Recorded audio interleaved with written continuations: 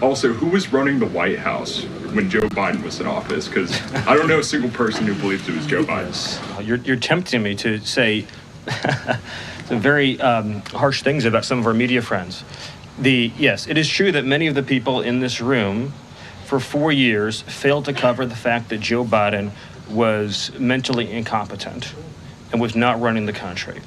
It is also true that many people in this room who have used this talking point that Elon is not elected fail to understand how government works. So I'm glad for the opportunity for a brief civics lesson.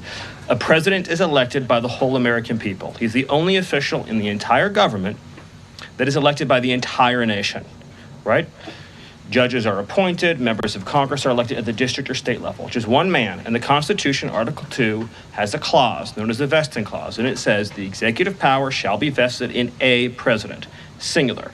The whole will of democracy is imbued into the elected president. That president then appoints staff to then impose that democratic will onto the government. The threat to democracy, indeed the existential threat to democracy, is the unelected bureaucracy of lifetime tenured civil servants who believe they answer to no one, who believe they can do whatever they want without consequence, who believe they can set their own agenda no matter what Americans vote for. So Americans vote for radical FBI reform, and FBI agents say they don't want to change. Or Americans vote for radical reform on our energy policies, but EPA bureaucrats say they don't want to change. Or Americans vote to end DEI, racist DEI policies, and lawyers at the Department of Justice say they don't want to change.